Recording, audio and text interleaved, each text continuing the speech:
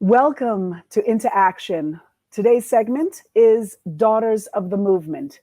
We are a sisterhood of women who sat at the feet of those who were on the forefront of the civil rights movement, straight up on the front lines. We carried the oral history, cultural values, and wisdom passed down by some of the most revolutionary leaders who turned the tide of American history.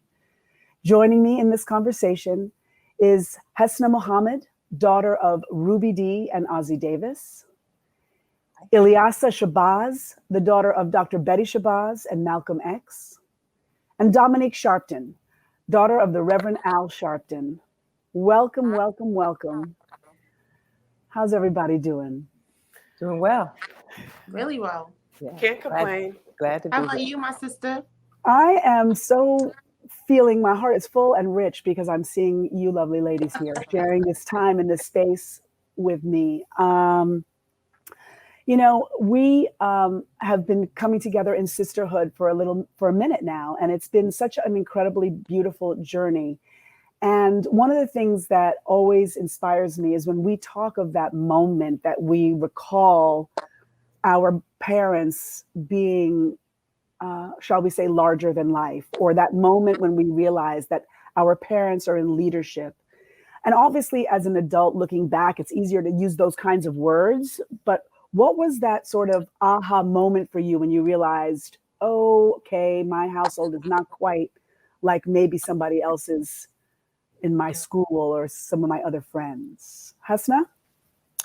I think it hit me when we were out. You know, we would be at a restaurant or walking down the street, and my parents would let go of my hand in order to take the hand of somebody else. And at first I was a little concerned, like, what's going on here? And then I realized, people walking up to them, Ruby, Ruby, brother Ozzie, Ozzie. And I knew that my family was bigger than just the five of us. The people were a part of our family. And I think that when we began to see them more and more on television, that also brought the notion that they were a little bit different than the other parents. And then when kids wanted to fight me because I thought I was special because I was Ozzie Davis and Ruby Dee's daughter. So, and it was like, no, I'm just one boy. I had a fight in the street. Ilyasah, you're laughing. Why are you laughing? Did that happen to you? Actually, I was laughing because she took me by surprise with that answer. And I wasn't laughing because it resonated with me, but now that you asked me the question, it actually did happen. And it's not really funny, but I remember coming back. Well, I have to first say that my aha moment was when I was in college and people were chasing me on campus. Are you Malcolm X's daughter? And I was like, oh my gosh, yes. But, I didn't know why. I didn't really get it. But it was funny what Hasna said because I didn't expect it, number one.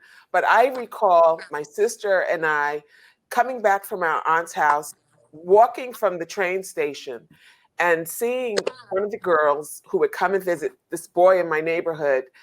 And I knew that she wanted to fight me, right? Never had a fight in my life. And, it's only funny in retrospect, but at the time we were petrified because as we came close to our house, there were all of these girls. And, we were scared. And my mother came down the stairs, like a savior, and she saved us. So, it's funny in retrospect because it does happen to a lot of young people. And, now that we are old enough, we can impart, ways to avoid those kinds of things. And it's really about self-love. Yes. Mm-hmm. What about you, Dominique? I'm trying to think of my aha moment. I mean, I often talk about the story of when my dad was stabbed leading a protest in Bensonhurst for Yusuf Hawkins. And for those of you, of course, who are around, there is a HBO documentary that was just released on that particular incident, called Storm Over Brooklyn. And we happen to know the filmmaker of that very, very well, as he is Dr. Hasna Muhammad's son, Muta Ali. But so I often think about that story, but I wasn't old enough to really remember a lot of what I remember about that story. And just to keep, long story short, my dad was stabbed leading this march in Bensonhurst for Yusuf Hawkins, and he was stabbed and had to be hospitalized. And at that time, my dad was fairly controversial. It was like a little bit after the Tawana Brawley incident, so very controversial. And so my parents had this rule where my sister Ashley and I could not watch TV past a certain hour. We could not go outside and play with friends. We could not have sleepovers. So some of the typical, growing up things that we've experienced, we didn't have that luxury to experience. And I guess I learned the seriousness of that based on that incident, because he had to be hospitalized, and I saw it on TV and had an asthma attack, and I also had to be hospitalized. So that was that whole story. But I think my aha moment was in first grade in school. Black History Month was always like a celebratory thing to celebrate African Americans. And in school, they had a special assembly and honored my dad for his legacy and for his work in civil rights. And I was in first grade. I'm like, why are they honoring him? Like, why are we studying him? That's my dad. Like, what is going on? And so I think I had that aha moment that he was somebody that people look to for leadership, and people look to for guidance, and people look to examine his work and the things that he was doing. That was a serious deal. And that was a big moment for me. We come from rarefied air. We were able to really, really be around while our parents were organizing, and while our parents were healing other people and helping other people. How did our mothers really show up and take over, and how did they lead? Do you feel in their own right? I'm going to start with you, Ilyasah, because your mother is such an incredible femtor, shall we say, as it relates to leadership and great wisdom and counsel. Oh my gosh, so I always think about my mother, and she saw her husband gunned down in front of her before she was 30. Her home had been firebombed. A bomb was thrown in the nursery where her baby slept. And so, it had to have been quite traumatizing to be at the center of, all of these potential assassins, and to have babies. And she was pregnant with the twins. And, I often share her example as a form of inspiration, because, she never gave into victimism.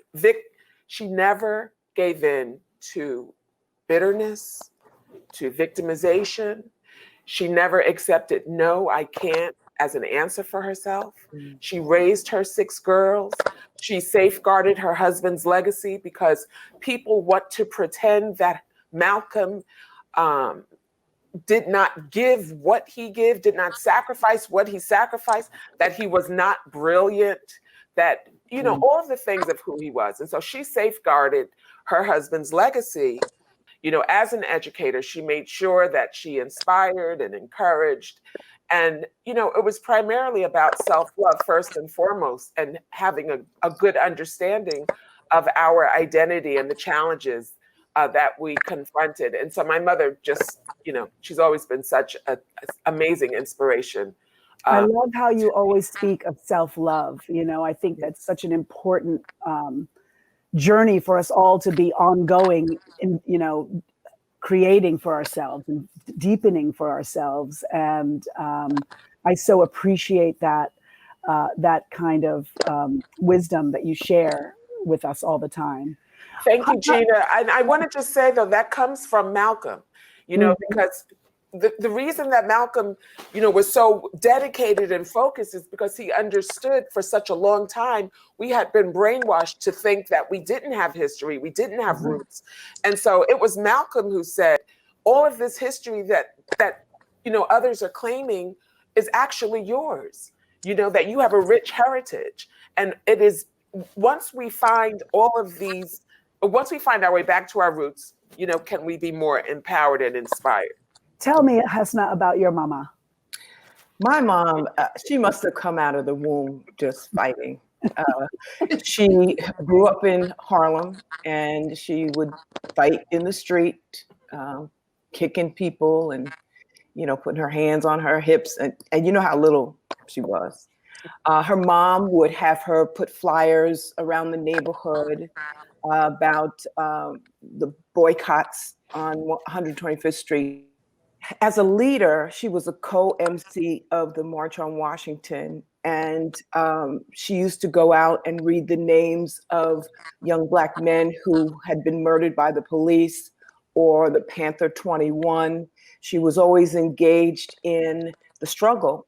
And even when Obama won the first time, I wasn't with her, but the story is that she balled up her fists and she called out to my father, Asi, Asi. So she was always having, even on her deathbed, she had her fists going. Dominique, we don't often hear about your mom. And it's the same for me too. We don't often hear about my mom either. But tell us a bit about your mom and how she was able to really step up and be there in support, and still to this day, in support of the activism now, not only of your father, but of her two daughters as well. Yeah, that's my mom. So it's funny you said that. We don't hear a lot about her. But my mom, I had two larger than life parents. And my mom, one thing that I learned from her very early on was, identifying your role. So my mom, just to tell y'all a little bit about her. So she's from Niagara Falls, New York. She was the first Black homecoming queen for Niagara Falls High School. And to this day, she is still the only Black homecoming queen for that high school. She was a performer. She's a singer, larger than life personality. And she left Niagara Falls to sing background for the legendary Godfather of Soul, James Brown, where she met my dad, who was his road manager and adopted son. And my mom has always been steadfast in her faith, been a very strong, dynamic presence, not only for the movement, but for our family. She's just someone who I feel could do anything, literally. She was a sergeant in the Army. A lot of people don't know she was in the U.S. Army for 15 years. She fought in Desert Storm. Yes, honey. And she, for a long time, my dad, when he started his activism work, you don't get paid a lot being an activist. You don't even have benefits, healthcare. She was doing all that for her family. We were being able to get healthcare and stuff because of her being in the Army.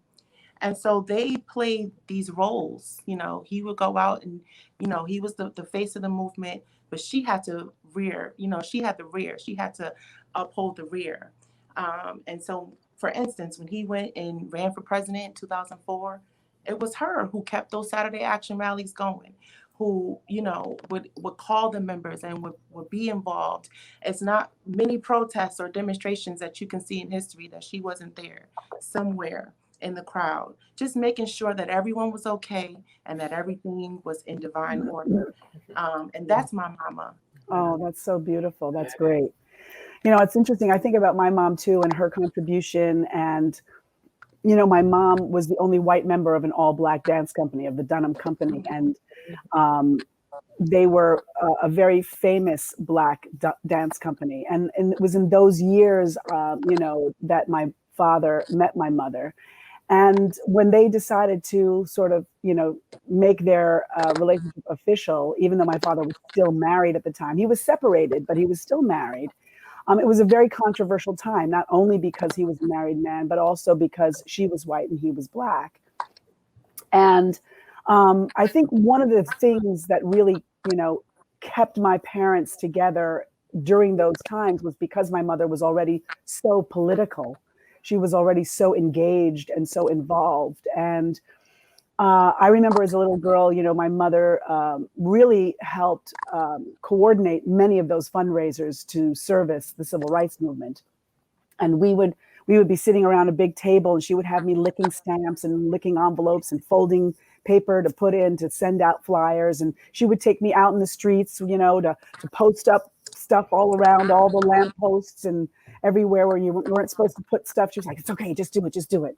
And we would go out and paper the whole neighborhood. And she was always advocating for folks who were running for office and making sure, many people were informed. And also, just the other day when we were acknowledging the passing of Congressman John Lewis, she said, most people don't know this, but during the March on Washington, for many blocks of the march, you had to walk 2 by 2. She said, I walked beside John Lewis for most of the way. We walked together 2 by 2. And it's just so interesting to me because we don't ever really hear about some of the support and the way in which the women behind the scene, or even the women in the front, as in the case of Ruby, really the contributions that they've made. And I'm hopeful that the generations to come will shift that narrative, and we can see it, and they already are. Mm-hmm. And on that note, tell me, in your spaces of leadership as a woman, now tell us a little bit about what each of you do currently, and how you find yourself stepping up in leadership. Right now, my focus is on photography and writing, but I'm finding my leadership in my background as an educator. I find that, and I'm sure that you agree, education is fundamental to liberation and freedom of thought. And I think that as we talk to folks about voting, we need to also talk to them about running for office. And that requires an education, a passion, a focus. Ilyasah, you're a teacher as well. Tell us a little bit about what you're up to. I know you were just a few months ago grading papers and doing finals during COVID. It's been a really interesting experience for you, I'm sure, very different than being in person. It was really interesting. I never thought that I would be an online educator, ever. And this experience was so inspiring and empowering for both me and my students. We became so much more focused, and our learning became so much more intimate, especially during a time of a pandemic. But one of the things that I really focus on, I'm an author, I've written many books. I believe in an inclusive educational curriculum. And I'm very much passionate about that. And again, it goes back to this whole premise of self-love. The basis of self-love is understanding that if we are only allowed to celebrate Black history or any kind of history for just a short month in a year, then what it says is that our history is not worthy of being included in an educational curriculum throughout the entire year and semesters. And so for me, it's extremely important that